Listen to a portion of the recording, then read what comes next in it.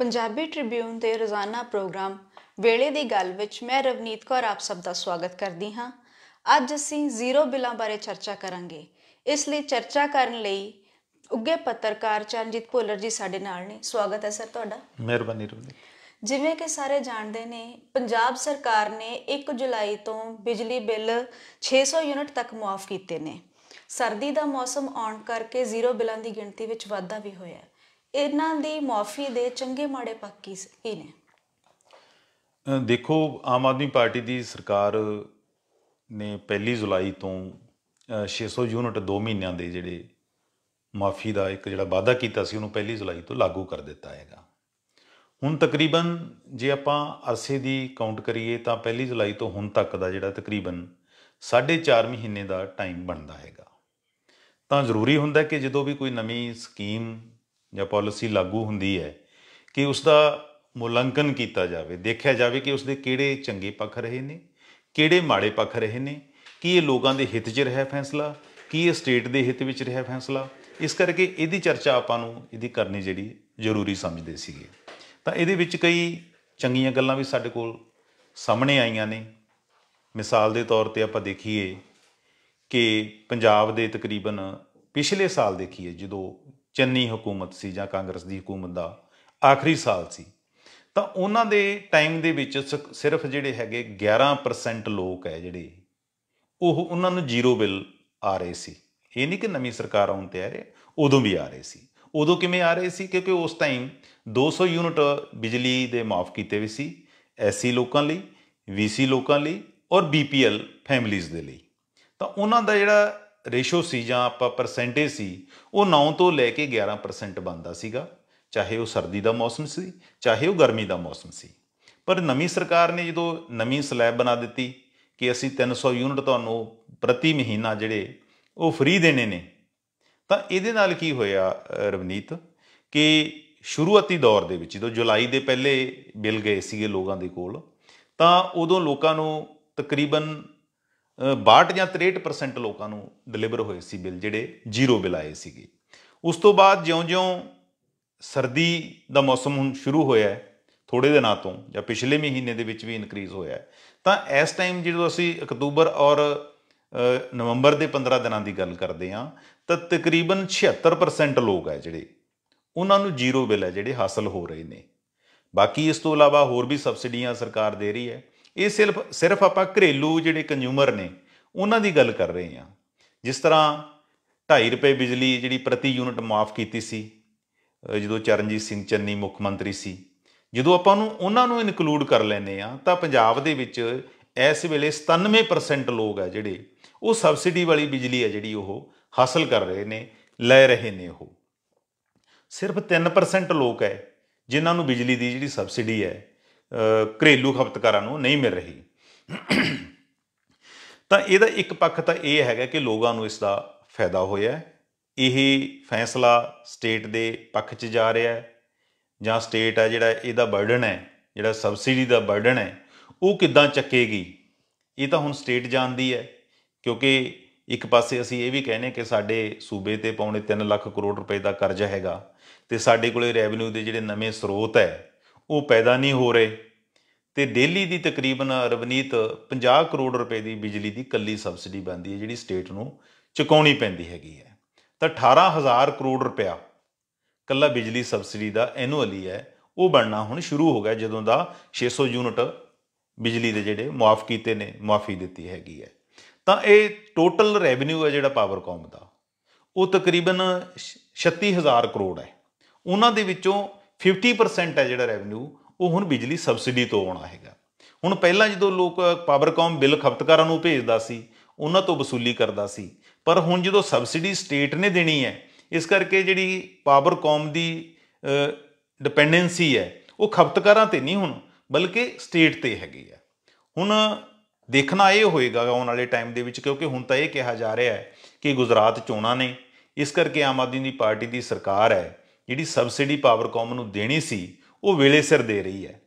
ਅਸੀਂ data collect ਕੀਤਾ ਕਿ ਜਦੋਂ ਦੀ ਇਹ ਸਰਕਾਰ ਬਣੀ ਹੈ ਅਤੇ ਤਕਰੀਬਨ 9,000 ਕਰੋੜ ਤੋਂ ਜ਼ਿਆਦਾ ਦੀ ਜਿਹੜੀ ਸਬਸਿਡੀ ਹੈ ਉਹ ਪਾਵਰਕੌਮ ਨੂੰ ਦਿੱਤੀ ਜਾ ਚੁੱਕੀ ਹੈ। ਔਰ ਪਾਵਰਕੌਮ ਇਸ ਗੱਲ ਤੋਂ ਤਸੱਲੀ ਦੇ ਵਿੱਚ ਵੀ ਹੈ। ਪਰ ਪਾਵਰਕੌਮ ਦੇ ਆਪਣੇ ਫਿਕਰ ਨੇ। ਉਹਨਾਂ ਨੂੰ ਇਹ ਲੱਗਦਾ ਹੈ ਕਿ ਗੁਜਰਾਤ ਚੋਣਾਂ ਤੋਂ ਬਾਅਦ ਜੇ ਤਾਂ ਸਰਕਾਰ ਸਬਸਿਡੀ ਦੀ ਜਿਹੜੀ ਅਮਾਊਂਟ ਹੈ ਸਾਨੂੰ ਵੇਲੇ ਸਿਰ ਇਸੇ ਤਰ੍ਹਾਂ ਦਿੰਦੀ ਰਹੇਗੀ ਤਾਂ ਵੈਲ ਐਂਡ ਗੁੱਡ, ਜੇ ਨਹੀਂ ਆਏਗੀ ਤਾਂ ਉਹ ਬੜਾ ਇੱਕ ਘਾਟੇ ਵਾਲਾ ਸੌਦਾ ਹੋਏਗਾ ਪਾਵਰਕੌਮ ਦੀ, ਕਿਉਂਕਿ ਜਿਹੜੀ ਫਾਈਨੈਂਸ਼ੀਅਲ ਪੋਜੀਸ਼ਨ ਹੈ ਉਹ ਵੀ ਬਹੁਤੀ ਵਧੀਆ ਨਹੀਂ।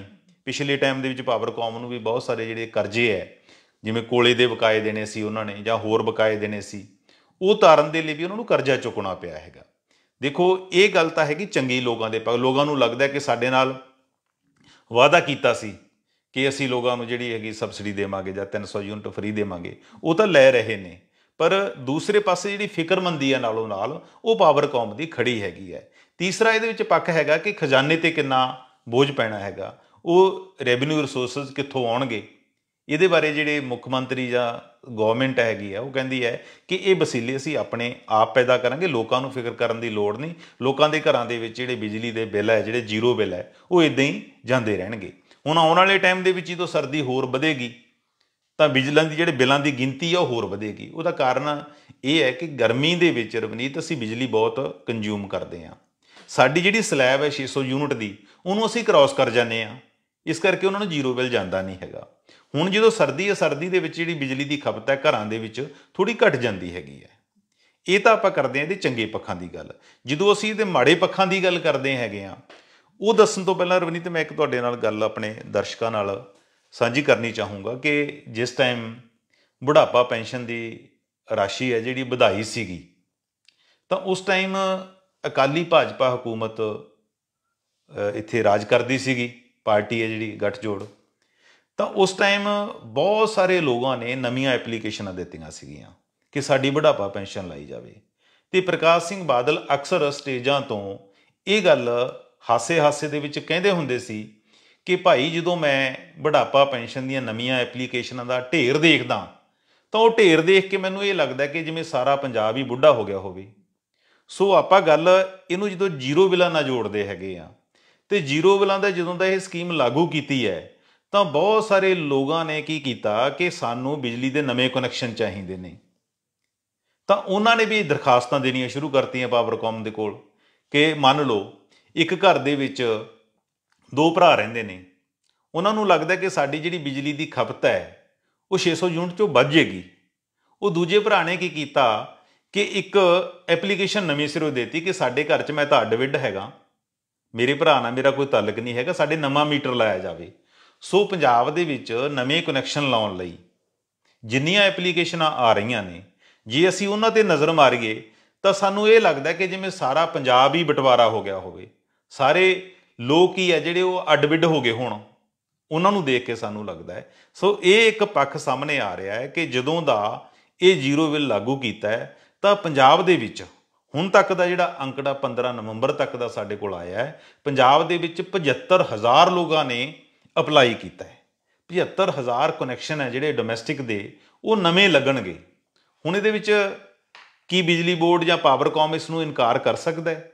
ਕਿਉਂਕਿ ਬਿਜਲੀ ਪਾਵਰਕੌਮ ਦਾ ਕੋਈ ਵੀ ਇਸ ਕਿਸਮ ਦਾ ਰੂਲ ਐਂਡ ਰੈਗੂਲੇਸ਼ਨਸ ਨਹੀਂ ਜਿਹਦੇ ਨਾਲ ਉਹ ਉਸ ਨੂੰ ਰੋਕਿਆ ਜਾ ਸਕਦਾ ਹੋਵੇ। ਕਿਉਂਕਿ ਪਾਵਰਕੌਮ ਦੇ ਜਿਹੜੇ ਨਿਯਮ ਹੈ ਉਹ ਇਹ ਕਹਿੰਦੇ ਨੇ ਕਿ ਜੇ ਤੁਹਾਡੇ ਇੱਕ ਘਰ ਦੇ ਵਿੱਚ ਇੱਕ ਦੂਸਰਾ ਭਰਾ ਉਹਦੇ ਕੋਲੇ ਕੁਕਿੰਗ ਦਾ ਅਰੇਂਜਮੈਂਟ ਹੈਗਾ, ਰਸੋਈ ਦਾ ਅਰੇਂਜਮੈਂਟ ਹੈਗਾ, ਤਾਂ ਉਹ ਆਪਣੇ ਘਰ ਦੇ ਵਿੱਚ ਨਵਾਂ ਬਿਜਲੀ ਦਾ ਮੀਟਰ ਲਵਾਉਣ ਦਾ ਹੱਕਦਾਰ ਹੈ, ਉਹਨੂੰ ਕਾਨੂੰਨੀ ਤੌਰ 'ਤੇ ਰਾਈਟ ਹੈਗਾ। ਸੋ ਪਿਛਲੇ ਜਦੋਂ ਅੰਕੜੇ ਸੀ, ਪਿਛਲੇ ਸਾਲ ਦੇ ਅੰਕੜਿਆਂ 'ਤੇ ਨਜ਼ਰ ਮਾਰਦੇ ਹਾਂ ਅਤੇ ਹੁਣ ਸਾਲ ਇਸ ਤੱਕ 15 ਨਵੰਬਰ ਤੱਕ ਕੰਪੇਅਰ ਕਰਦੇ ਹਾਂ ਤਾਂ ਰਵਨੀਤ ਤਕਰੀਬਨ 34% ਲੋਕਾਂ ਨੇ ਵੱਧ, ਕਿਉਂਕਿ ਨਵੇਂ ਕਨੈਕਸ਼ਨ ਤਾਂ ਪਹਿਲਾਂ ਵੀ ਅਪਲਾਈ ਹੁੰਦੇ ਨੇ, ਕਿਸੇ ਨੇ ਨਵਾਂ ਘਰ ਬਣਾਇਆ, ਕੋਈ ਕਿਰਾਏਦਾਰ ਨੇ ਆਪਣਾ ਨਵਾਂ ਘਰ ਬਣਾ ਲਿਆ, ਕੋਈ ਭਰਾ ਅਲੱਗ-ਅਲੱਗ ਹੋ ਗਏ, ਇਸ ਤਰ੍ਹਾਂ ਦੇ ਪਹਿਲਾਂ ਵੀ ਹੁੰਦੇ ਸੀ। ਪਰ ਹੁਣ ਇਹਨਾਂ ਦੀ ਜਿਹੜੀ ਗਿਣਤੀ ਹੈ, ਰੇਸ਼ੋ ਹੈ, ਕਿਉਂਕਿ ਉਹ ਜ਼ੀਰੋ ਬਿੱਲ ਦਾ ਵੱਧ ਤੋਂ ਵੱਧ ਲਾਹਾ ਕਿਵੇਂ ਲਿਆ ਜਾ ਸਕਦਾ ਹੈ, ਉਹਦੇ ਲਈ ਲੋਕਾਂ ਨੇ ਇਸ ਤਰ੍ਹਾਂ ਦਾ ਸ਼ੋਅ ਕੀਤਾ ਹੈ ਕਿ ਅਸੀਂ ਤਾਂ ਦੋ ਭਰਾ ਸੀ, ਵੰਡੇ ਗਏ। ਜਿਵੇਂ ਮੇਰੇ ਬਹੁਤ ਸਾਰੇ ਫੀਲਡ ਦੇ ਅਧਿਕਾਰੀਆਂ ਨਾਲ ਗੱਲ ਹੋਈ, ਉਹਨਾਂ ਨੇ ਦੱਸਿਆ ਕਿ ਸਾਡੇ ਕੋਲ ਇਸ ਤਰ੍ਹਾਂ ਦੀਆਂ ਐਪਲੀਕੇਸ਼ਨਾਂ ਆ ਰਹੀਆਂ ਨੇ ਕਿ ਪੁੱਤ ਕਹਿ ਰਿਹਾ ਕਿ ਮੈਂ ਆਪਣੇ ਬਾਪ ਨਾਲ ਪਹਿਲਾਂ ਰਹਿ ਰਿਹਾ ਸੀ, ਹੁਣ ਮੈਂ ਇਸ ਤੋਂ ਅੱਡ ਹੋ ਗਿਆ ਹੈਗਾ, ਜਾਂ ਨੂੰਹ ਕਹਿ ਰਹੀ ਹੈ ਕਿ ਪਹਿਲਾਂ ਮੈਂ ਆਪਣੀ ਸੱਸ ਨਾਲ ਰਹਿ ਰਹੀ ਸੀ, ਹੁਣ ਮੈਂ ਅਲੱਗ ਹੋ ਗਈ ਹਾਂ, ਜਾਂ ਭਰਾ ਨੂੰ ਕਹਿ ਰਿਹਾ ਕਿ ਮੈਂ ਭਰਾ ਨਾਲ ਰਹਿੰਦਾ ਸੀ, ਹੁਣ ਮੈਂ ਅਲੱਗ ਹੋ ਗਿਆ। ਮਤਲਬ ਕੀ ਹੈ ਕਿ ਮੀਟਰ ਦੋ ਲਵਾਉਣੇ ਆ, ਉਹਦੇ ਨਾਲ ਕੀ ਹੋਏਗਾ ਕਿ ਜਿਹੜੀ 600 ਯੂਨਿਟ ਵਾਲੀ ਕੰਜ਼ੰਪਸ਼ਨ ਹੈ ਉਹਦੇ ਦਾਇਰੇ ਦੇ ਵਿੱਚ ਆ ਜਾਣਗੇ। ਇਹ ਬੇਸਿਕ ਕਾਰਨ ਹੈ। ਦੂਜਾ ਵੱਡਾ ਇਹਦਾ ਕਾਰਨ ਇੱਕ ਹੋਰ ਵੀ ਸਾਨੂੰ ਇਹਦਾ ਨੈਗੇਟਿਵ ਪੱਖ ਜਿਹੜਾ ਸਾਹਮਣੇ ਆਇਆ ਉਹ ਇਹ ਹੈਗਾ ਕਿ ਲੋਕਾਂ ਨੇ ਖੇਤਾਂ ਦੇ ਵਿੱਚ, ਬਹੁਤ ਸਾਰੇ ਲੋਕਾਂ ਨੇ ਖੇਤਾਂ ਲਈ ਅਪਲਾਈ ਕਰ ਦਿੱਤਾ। ਅਕਸਰ ਜ਼ਿਮੀਂਦਾਰਾਂ ਦੇ ਖੇਤਾਂ ਦੇ ਵਿੱਚ ਕੋਠੜਾ ਤਾਂ ਇੱਕ ਪਾਏ ਹੁੰਦਾ, ਮੋਟਰ ਵਾਲਾ ਕਮਰਾ ਜਿਹਨੂੰ ਆਪਾਂ ਕਹਿ ਦਿੰਦੇ ਹਾਂ। ਉਹਨਾਂ ਨੂੰ ਲੱਗਦਾ ਕਿ ਗਰਮੀ ਦੇ ਦਿਨਾਂ 'ਚ ਆਰਾਮ ਨਾਲ ਅਸੀਂ ਉੱਥੇ ਪੱਖਾ ਚਲਾ ਕੇ ਜਾਂ ਕੂਲਰ ਚਲਾ ਕੇ ਬੈਠਿਆ ਕਰਾਂਗੇ, ਰਾਤ ਨੂੰ ਸੋਇਆ ਕਰਾਂਗੇ। ਤਾਂ ਉਹਨਾਂ ਨੇ ਕਿਹਾ ਕਿ ਜੀ ਸਾਡੇ ਤਾਂ ਮੋਟਰ 'ਤੇ ਬਿੱਲ ਲਾਓ, ਕਨੈਕਸ਼ਨ ਲਾਓ। ਹੁਣ ਪਾਵਰਕੌਮ ਇਨਕਾਰ ਕਰ ਨਹੀਂ ਸਕਦਾ, ਤਾਂ ਬਹੁਤ ਸਾਰੀਆਂ ਐਪਲੀਕੇਸ਼ਨਾਂ ਪਾਵਰਕੌਮ ਕੋਲ ਇਸ ਕਿਸਮ ਦੀਆਂ ਆ ਰਹੀਆਂ ਕਿ ਲੋਕ ਮੰਗ ਕਰਨ ਲੱਗੇ ਨੇ ਕਿ ਸਾਡੇ ਖੇਤਾਂ ਦੇ ਵਿੱਚ ਨਵੇਂ ਜਿਹੜੇ ਬਿਜਲੀ ਦੇ, ਘਰੇਲੂ ਬਿਜਲੀ ਦੇ ਕਨੈਕਸ਼ਨ ਲਾਏ ਜਾਣ। ਇੱਕ ਇਹਦਾ ਮਾੜਾ ਪੱਖ ਜਿਹੜਾ ਸਾਹਮਣੇ ਇਹ ਵੀ ਆ ਰਿਹਾ ਹੈ ਕਿ ਇਹਦੇ ਵਿੱਚ ਬਿਜਲੀ ਦੀ ਚੋਰੀ ਦੇ ਜਿਹੜਾ ਸਕੋਪ ਹੈ ਉਹ ਵੀ ਵੱਧ ਗਿਆ।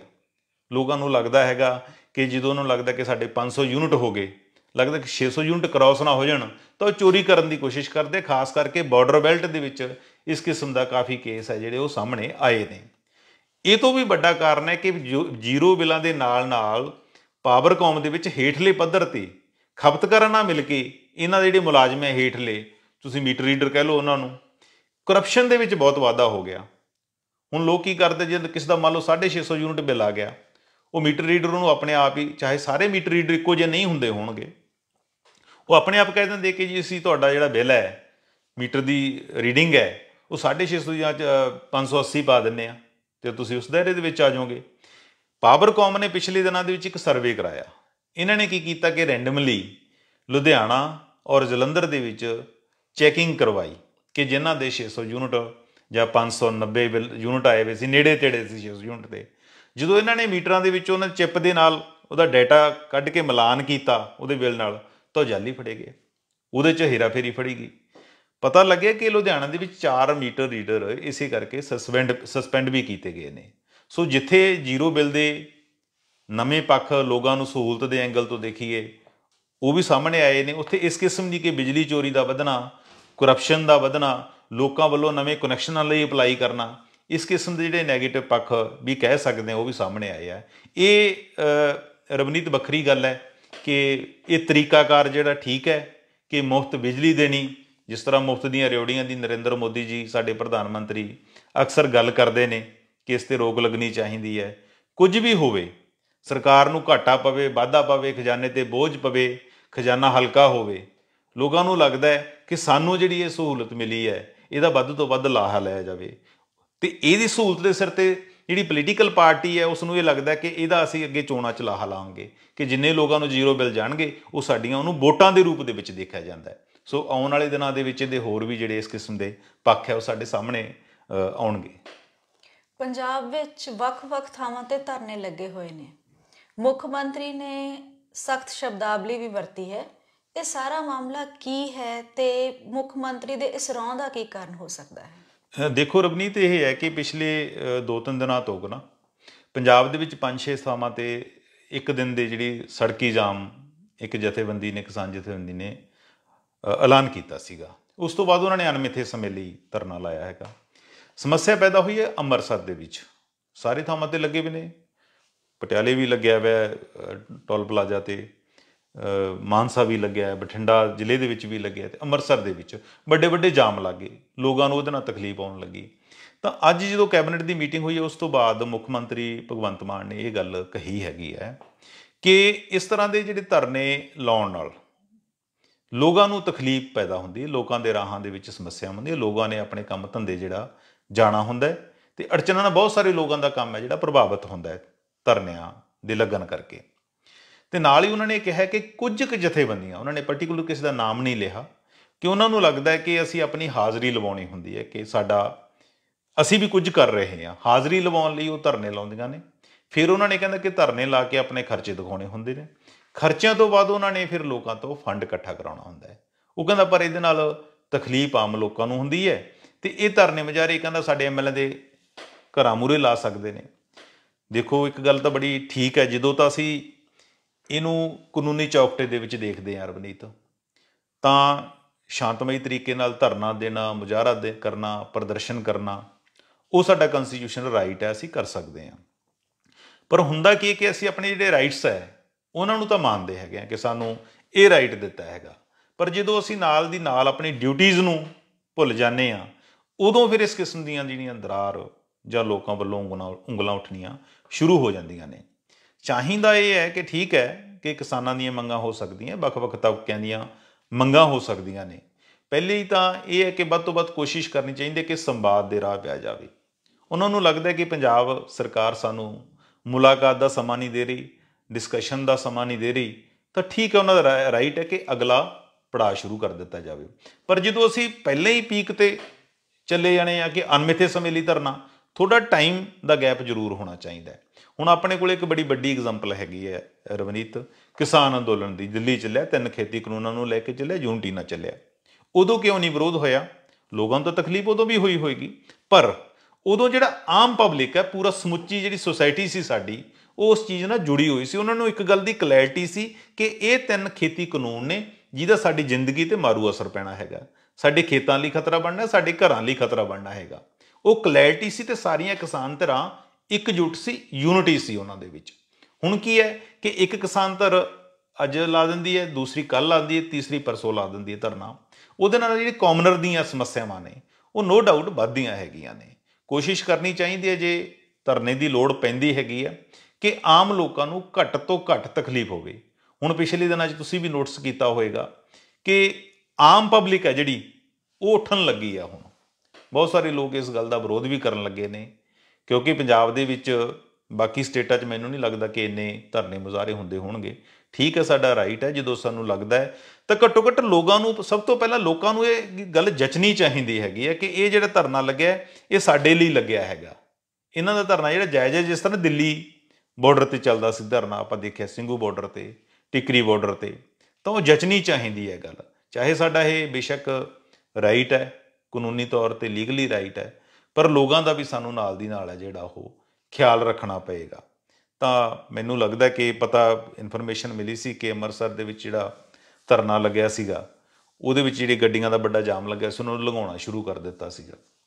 ਸੋ ਕਿਸਾਨ ਜਥੇਬੰਦੀਆਂ ਨੂੰ ਇੱਕ ਗੱਲ ਸਮਝ ਲੈਣੀ ਚਾਹੀਦੀ ਹੈ ਕਿ ਆਉਣ ਵਾਲੇ ਦਿਨਾਂ 'ਚ ਜੇ ਤੁਹਾਡਾ ਕੋਈ ਪਰਟੀਕੂਲਰ ਇਸ਼ੂ ਹੈ ਕਿਸਾਨਾਂ ਦੇ, ਤਾਂ ਉਹਦੇ 'ਤੇ ਜੇ ਅਗਰ ਇੱਕ ਯੂਨਿਟੀ ਨਾਲ ਸਾਰੇ ਇਕੱਠੇ ਹੋ ਕੇ ਕੋਈ ਪ੍ਰੋਟੈਸਟ ਕਰਨਗੇ, ਤਾਂ ਉਹਦਾ ਲੋਕਾਂ 'ਤੇ ਵੀ ਅੱਛਾ ਇੰਪਰੈਸ਼ਨ ਪਏਗਾ, ਔਰ ਲੋਕਾਂ ਨੂੰ ਵੀ ਕਲੈਰਿਟੀ ਹੋਏਗੀ ਕਿ ਇਹਨਾਂ ਦਾ ਆਹ ਇਸ਼ੂ ਹੈ, ਇਸ ਕਰਕੇ ਧਰਨਾ ਲੱਗਿਆ।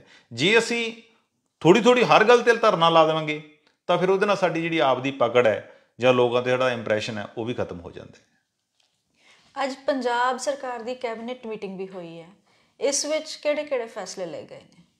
ਦੇਖੋ, ਫੈਸਲੇ ਲੈਣ ਤੋਂ ਪਹਿਲਾਂ ਰਵਨੀਤ ਇੱਕ ਗੱਲ ਮੈਂ ਸਾਂਝੀ ਕਰਨਾ ਚਾਹਾਂਗਾ ਕਿ ਗੁਜਰਾਤ ਦੇ ਵਿੱਚ ਚੋਣਾਂ ਨੇ, ਸਾਰਿਆਂ ਨੂੰ ਪਤਾ ਆਪਾਂ ਨੂੰ, ਔਰ ਉੱਥੇ ਸਾਡੀ ਜਿਹੜੀ ਆਮ ਆਦਮੀ ਪਾਰਟੀ ਦੇ ਇੱਥੋਂ ਦੇ ਵਿਧਾਇਕ ਨੇ, ਮੰਤਰੀ ਨੇ, ਉਹ ਵੀ ਗੁਜਰਾਤ 'ਚ ਬੈਠੇ ਨੇ, ਅਤੇ ਇਸੇ ਦੌਰਾਨ ਹੀ ਇਹ ਮੀਟਿੰਗ ਜਿਹੜੀ ਰੱਖੀ ਗਈ ਹੈ। ਤਾਂ ਅੱਜ 14 ਸਾਡੇ ਟੋਟਲ ਮੰਤਰੀ ਨੇ, ਜਿਨ੍ਹਾਂ 'ਚੋਂ ਅਜੇ 6 ਮੰਤਰੀ ਹੈ ਉਹ ਗੈਰ ਹਾਜ਼ਰ ਸੀ। ਉਹਨਾਂ ਦੀ ਗੈਰ ਹਾਜ਼ਰੀ ਦਾ ਇੱਕੋ ਹੀ ਕਾਰਨ ਸੀ ਕਿ ਉਹ ਸਾਰੇ ਗੁਜਰਾਤ ਦੇ ਵਿੱਚ ਚੋਣਾਂ ਦੇ ਵਿੱਚ ਗਏ ਹੋਏ ਨੇ। ਦੂਸਰੀ ਜਿਹੜੀ ਚਰਚਾ ਇਹ ਚੱਲ ਰਹੀ ਹੈ ਕਿ ਇਹ ਮੀਟਿੰਗ ਬੁਲਾਏ ਜਾਣ ਦਾ ਇੱਕ ਵੱਡਾ ਕਾਰਨ ਇਹ ਸੀ ਕਿ ਜਿਹੜੀ ਓਲਡ ਪੈਨਸ਼ਨ ਸਕੀਮ ਹੈ ਉਹਨੂੰ ਪ੍ਰਵਾਨਗੀ ਦਿੱਤੀ ਜਾਣੀ ਸੀ, ਉਹ 'ਤੇ ਚਰਚਾ ਹੋਣੀ ਸੀਗੀ, ਤਾਂ ਕਿ ਇਹਦਾ ਇੰਪਰੈਸ਼ਨ ਹੈ, ਜਿਹੜਾ ਇੰਪੈਕਟ ਹੈ ਉਹ ਗੁਜਰਾਤ ਦੇ ਵਿੱਚ ਵੀ ਦੇਖਣ ਨੂੰ ਮਿਲਿਆ, ਉਹਦਾ ਲਾਹਾ ਹੈ ਜਿਹੜਾ ਉਹ ਲਿਆ ਜਾ ਸਕੇ ਗੁਜਰਾਤ ਦੇ ਵਿੱਚ। ਹੋਰ ਵੀ ਫੈਸਲੇ ਹੋਏ ਨੇ ਇਸ ਮੀਟਿੰਗ ਦੇ ਵਿੱਚ, ਜਿਸ ਤਰ੍ਹਾਂ ਇੱਕ 645 ਅਸਿਸਟੈਂਟ ਪ੍ਰੋਫੈਸਰ ਹੈ ਜਿਹੜੇ ਉਹ ਭਰਤੀ ਕਰਨੇ ਆ ਕਾਲਜਾਂ ਦੇ ਵਿੱਚ 16 ਕਾਲਜਾਂ ਦੇ ਵਿੱਚ ਜਿਹੜੇ ਨਵੇਂ ਪ੍ਰਿੰਸੀਪਲ ਲਾਉਣੇ, ਉਹਨਾਂ ਦੀ ਏਜ ਰਿਲੈਕਸ ਕੀਤੀ ਗਈ ਹੈਗੀ ਹੈ। ਇਸ ਤਰ੍ਹਾਂ ਹੀ ਇੱਕ ਫੈਸਲਾ ਲੱਗਿਆ ਅਸਟਾਮ ਦਾ ਹੈਗਾ ਕਿ ਜਿਹੜੇ 500 ਰੁਪਏ ਤੱਕ ਦਾ ਅਗਰ ਅਸੀਂ ਅਸਟਾਮ ਲੈਣਾ ਹੈਗਾ, ਪਹਿਲਾਂ ਸਾਨੂੰ ਜਾਣਾ ਪੈਂਦਾ ਸੀਗਾ ਤਹਿਸੀਲ ਦੇ ਵਿੱਚ, ਹੁਣ ਅਸੀਂ ਕਿਤੇ ਵੀ ਔਨਲਾਈਨ ਪੇਮੈਂਟ ਕਰਕੇ ਘਰੇ ਬੈਠੇ ਜਿਹੜੇ ਉਹ ਅਸਟਾਮ ਹੈ ਲੈ ਸਕਦੇ ਹਾਂ। ਇਹ ਫੈਸਲੇ ਦਾ ਵੀ ਸਾਨੂੰ ਪਤਾ ਲੱਗਿਆ। ਇਹਦੇ ਨਾਲ ਹੀ ਇੱਕ ਗਊਸ਼ਾਲਾਵਾਂ ਜਿਹੜੀਆਂ ਪੰਜਾਬ ਦੇ ਵਿੱਚ, ਉਹਨਾਂ ਦਾ ਇਸ਼ੂ ਸੀ, ਉਹਨਾਂ ਦੇ ਇਹਨਾਂ ਨੇ ਬਿਜਲੀ ਦੀ, ਜਿਸ ਤਰ੍ਹਾਂ ਪਹਿਲਾਂ ਜ਼ੀਰੋ ਬਿੱਲਾਂ ਦੀ ਗੱਲ ਕੀਤੀ ਹੈ, ਉਹਨਾਂ ਦੇ ਬਿਜਲੀ ਦੇ ਬਿੱਲ ਹੈ ਜਿਹੜੇ ਮਾਫ ਕਰ ਦਿੱਤੇ ਨੇ। ਪਰ ਇਹਦੇ ਵਿੱਚ ਸਾਨੂੰ ਪਤਾ ਇਹ ਲੱਗਿਆ ਕਿ ਜਿਹੜਾ ਕਾਓ ਸੈਸ ਲਾਇਆ ਸੀ ਸਰਕਾਰ ਨੇ, ਉਹਦੇ 19 ਕਰੋੜ ਰੁਪਏ ਇਸ ਵੇਲੇ ਪਾਵਰਕੌਮ ਕੋਲ ਪਏ ਨੇ, ਔਰ ਜਿਹੜੀਆਂ ਗਊਸ਼ਾਲਾਵਾਂ ਡਿਫਾਲਟਰ ਨੇ ਉਹ 10.5 ਕਰੋੜ ਦੀਆਂ ਨੇ। ਇਸ ਕਰਕੇ ਇੱਕ ਤਰ੍ਹਾਂ ਦੀ ਐਡਜਸਟਮੈਂਟ ਹੀ ਕਰਨੀ ਹੈ। ਇਹਦੇ ਵਿੱਚ ਕੋਈ ਵੱਡਾ ਜਿਹੜਾ ਖਜ਼ਾਨੇ ਵਾਲ ਨੂੰ ਕੋਈ ਢਾਹ ਲੱਗਣ ਵਾਲੀ ਗੱਲ ਹੈ ਜਾਂ ਬੋਝ ਪੈਣ ਵਾਲੀ ਗੱਲ ਨਹੀਂ ਹੈਗੀ ਹੈ। ਸੋ ਇਸ ਕਿਸਮ ਦੇ ਜਿਹੜੇ ਰਲਵੇਂ ਮਿਲਵੇਂ ਫੈਸਲੇ ਜਿਹੜੇ ਅੱਜ ਕੈਬਨਿਟ 'ਚ ਲਏ ਗਏ ਨੇ, ਪਰ ਕੈਬਨਿਟ ਦੇ ਵਿੱਚ ਕਿਉਂਕਿ ਮੰਤਰੀ ਅੱਜ ਹਾਜ਼ਰ ਨਹੀਂ ਸੀ ਬਹੁਤੇ, ਇਸ ਕਰਕੇ 20-25 ਮਿੰਟ ਤਕਰੀਬਨ ਹੈ ਜਿਹੜੀ ਕੈਬਨਿਟ ਚੱਲੀ ਹੈ ਅਤੇ ਖਤਮ ਹੋ ਗਈ ਹੈ। ਆਉਣ ਵਾਲੇ ਟਾਈਮ ਦੇ ਵਿੱਚ ਜਦੋਂ ਗੁਜਰਾਤ 'ਚ ਚੋਣਾਂ ਖਤਮ ਹੋਣਗੀਆਂ ਤਾਂ ਫਿਰ ਹੈ ਜਿਹੜੀਆਂ ਕੈਬਨਿਟ ਦੀਆਂ ਭਰਵੀਆਂ ਮੀਟਿੰਗਾਂ ਫਿਰ ਸ਼ੁਰੂ ਹੋਣਗੀਆਂ। ਤੁਸੀਂ ਸਾਨੂੰ ਵੱਖ-ਵੱਖ ਮੁੱਦਿਆਂ ਤੇ ਵਧੀਆ ਜਾਣਕਾਰੀ ਦਿੱਤੀ, ਇਸ ਲਈ ਸ਼ੁਕਰੀਆ ਸਰ। ਮਿਹਰਬਾਨੀ। ਪੰਜਾਬੀ ਟ੍ਰਿਬਿਊਨ ਦੇ ਪ੍ਰੋਗਰਾਮ ਵੇਲੇ ਦੀ ਗੱਲ ਵਿੱਚ ਫਿਲਹਾਲ ਇੰਨਾ ਹੀ। ਸਾਨੂੰ ਇਜਾਜ਼ਤ ਦਿਓ। ਸ਼ੁਕਰੀਆ।